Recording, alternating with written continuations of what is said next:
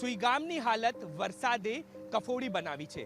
આ વરસાદી આફતને કારણે જ્યાં જુઓ ત્યાં પાણી જળબંબાકારની સ્થિતિ છે અને અત્યારે ગ્રાઉન્ડ ઝીરો પર વીટીવી ન્યૂઝ અહેવાલ બતાવી રહ્યું છે એસડીઆરએફ અને એનડીઆરએફની ટીમ કે જે બોટ મારફતે તમામ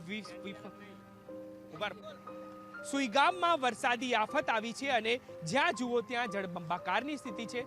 એસડીઆરએફ અને સ્થાનિક ફાયર લોકો સુધી બોટ મારફતે પહોંચી રહ્યા છે। વીટીવી ન્યૂઝ પણ અત્યારે આ એસડીઆરએફની બોટમાં સવાર છે અને લોકોને જ્યાંથી રેસ્ક્યુ કરવામાં આવી રહ્યા છે ત્યાં જઈ રહ્યું છે ગ્રાઉન્ડ ઝીરોનો રિપોર્ટ। હું દ્રશ્યો બતાવીશ કે આ કોઈ નદી નહીં પરંતુ જળબંબાકારની સ્થિતિ જે વરસાદી આફત આવી પાણીની અંદર છે। એસડીઆરએફની આ બોટ જે છે તે મારફતે દ્રશ્યો બતાવવાનો પ્રયાસ કરીશું કે જે એસટી બસ હતી તે પણ પાણીની અંદર ગરકાવ થઈ ચૂકી છે, તે ડૂબી ચૂકી છે અને આ પ્રકારની પરિસ્થિતિ જ્યાં જુઓ ત્યાં સુઈગામની અંદર જોવા મળી રહી છે।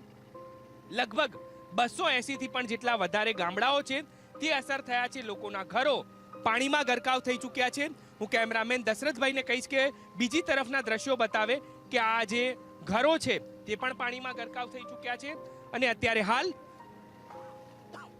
એનડીઆરએફની આ ટીમ છે કે જેના દ્વારા આ લોકો છે તેમને એસડીઆરએફની ટીમ છે કે જેના દ્વારા અત્યારે આ લોકો છે તેમને રેસ્ક્યુ કરવામાં આવ્યા છે। અધિકારી સાથે આપણે વાત કરવાનો પ્રયાસ કરીશું કે કયા પ્રકારે કામગીરી છે। ગિરીશભાઈ છે એસડીઆરએફના અધિકારી।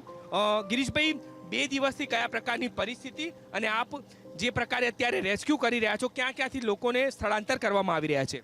હાલ અત્યારે તો સુઈગામથી બાબર જે જવાનો રસ્તો બંધ છે, તો જે પબ્લિકને સુઈગામથી બાબર જવું હોય, બાબરથી સુઈગામ આવવું હોય, કોઈ બીમાર હોય તો એમને હાલ અમે અમારી બોટ ફાયર સાથે અમે આ સાઈડથી પહેલી સાઈડ સામેની સાઈડ લઈ જઈએ છીએ। એ કામગીરી ચાલુ હોય, કોઈ આજુબાજુ કોઈ ફસાયેલું કોઈ મેસેજ મળે તો બાજુમાં જઈએ છીએ। હાલ એ કામગીરી અમારી ચાલુ છે। ફાયર વિભાગ પણ છે।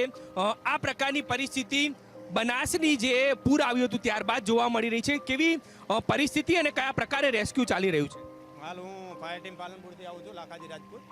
જ્યારે વાવથી સોઈગામ રોડ, સોઈગામ 3 રસ્તા કહેવાય છે, રૂપાણી વાસ, ત્યાં આગળ મિનિમમ 7 થી 8 ફૂટ જેટલું પાણી ભરાયેલું છે। તો આ છેડેથી ઉલે છેડે જે પબ્લિક માણસો ફસાયેલા છે બધા દવાખાનાના કામથી જઈ રહ્યા છે, એમને અમારી બોટની મારફત હોસ્પિટલ સુધી સામેને છેડે અમે રેસ્ક્યુ કરી રહ્યા છીએ। બિલકુલ, લોકો છે કે જેમને રેસ્ક્યુ કરી અને એક જગ્યાએથી બીજા સ્થળે સ્થળાંતર કરવામાં આવી રહ્યા છે તેમની સાથે આપણે વાત કરવાનો પ્રયાસ કરીશું। તમારે જે રીતે તમે અહીંયા ફસાયા હતા, એસડીઆરએફની ટીમ આવી તમને એક જગ્યાએથી બીજી જગ્યાએ લઈ જાય છે, કયા પ્રકારની પરિસ્થિતિ ને કઈ રીતે તમને અત્યારે અહીંથી એ કર્યા છે? બહુ પરિસ્થિતિ ખરાબ હતી। અમને અહીંથી આ ઓડિયો આવ્યો, અહીંથી પેલી હેડ મિલી આવ્યો અને 2 દાડાથી અમે હેરાન થઈ જતા અને ખાધા પીધા વગર બહુ હેરાન થયા હતા। માલ ઢોર બધું બહુ હેરાન થઈ ગયા હતા, બહુ પાણી આવી ગયું છે। અમે કેવી પરિસ્થિતિ છે અત્યારે? બનાસનું પૂર આવ્યું ત્યારબાદ આવી પરિસ્થિતિ તમે જોઈ હશે? વિકટ પરિસ્થિતિ છે। આ પરિસ્થિતિની અંદર જે એસડીઆરએફ કામ કર્યું છે ને એ કામ એમનું સરાહનીય છે।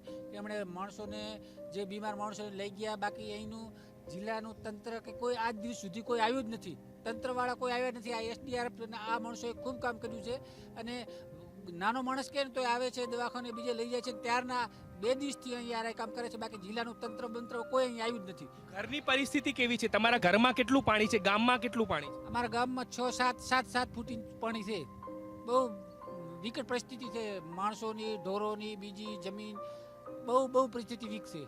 ખેતરોની કેવી પરિસ્થિતિ છે દાદા? ખેતી કેટલી અહીંયા કેટલા હેક્ટરમાં થતી હશે ને આ વખતે પાક જે છે તે પણ નષ્ટ થયો કારણ કે અહીંયા ખૂબ જ વરસાદ પડ્યો, ખૂબ જ પરિસ્થિતિ ખરાબ છે। અત્યારે હજારો એકડો જમીન નષ્ટ થઈ ગયેલી છે, બરાબર? હજારો એકર જમીન, થોડી ઘણી નહીં, અત્યારે 1000 એકરની અંદર કોઈ પણ વસ્તુ બચી નથી અને ખેડૂતને એટલું નુકસાન છે કોઈ એની હદ જ નથી એમ।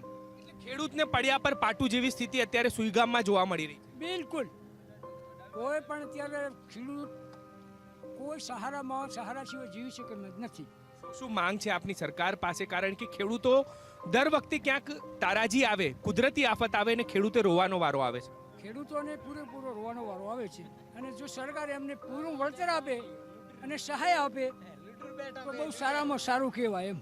નકા બરાબરની પરિસ્થિતિ ખેડૂતની અત્યારે ખરાબમાં ખરાબ છે।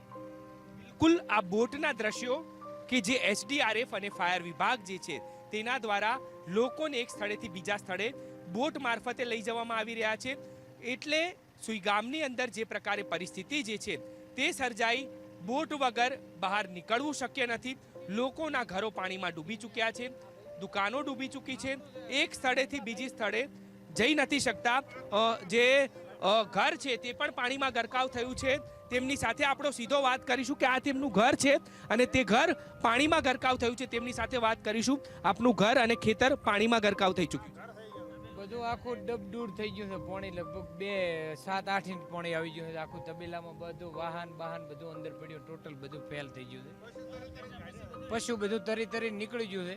બાકી આખું બધું ભરેલ ગયું ફૂલ. લગભગ 6 થી 7 ફૂટ પાણી આવી ગયું મારા ઘરમાં. આખું બધું ખોણ બોણ